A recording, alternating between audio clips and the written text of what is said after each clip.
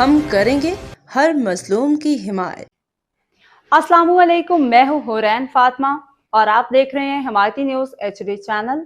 نظر ڈالتے ہیں آج کی اہم خبروں پر۔ سپریم کورٹ ہائی کورٹ کے احکامات کے باوجود مبینہ گٹکا ماوا فیکٹری تاحال فعال، عوامی حلقوں کا جواب طلبی کا مطالبہ۔ کراچی خصوصی report Asghar Khan Afridi. Supreme court اور سندھ ہائی کورٹ کی جانب سے گٹکا ماوا کے خلاف سخت کارروائی کے واضح احکامات کے باوجود اورنگی ٹاؤن میں ایک مبینہ گٹکا ماوا نیٹ ورک کے مسلسل فعال رہنے کے انکشافات نے شہریوں میں شدید تشویش پیدا کر دی ہے۔ اورنگی ٹاؤن کا رہائشی ملزم محمد یوسف ولد محمد عالم عرف نونیا کے خلاف مختلف اداروں میں درج ہونے والے متعدد مقدمات کرمنل ریکارڈ منظر عام پہ آنے کے بعد انکشاف ہوا کہ مذکورہ شخص اب سوشل میڈیا دیگر ذرائع سے پولیس افسران کو بدنام بلیک میل کرنے کی کوشش میں مصروف ہے۔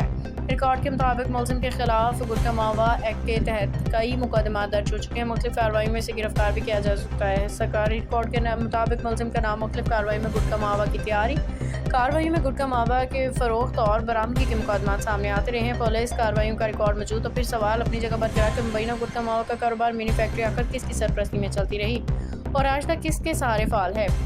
شہریوں کے مطابق گٹکا ماوا ایک خاموش قاتل ہے جس نے ہزاروں نوجوانوں کی زندگیاں تباہ کر دی ہیں، منہ اور گلے کے کینسر ہوئے ہیں۔ عوام کا کہنا ہے کہ اگر سپریم کورٹ اور ہائی کورٹ کے واضح احکامات کے باوجود کوئی مبینہ فیکٹری کئی سالوں سے چل رہی ہے تو متعلقہ اداروں کو یہ معلوم ہونا چاہیے کہ اس کے پیچھے کون سے عناصر موجود ہیں۔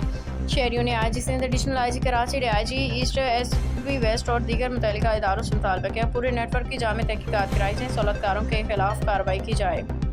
باخبر رہیے ہر جگہ ہر وقت، جانیے ملکی و غیر ملکی حالات و واقعات یقین کے ساتھ۔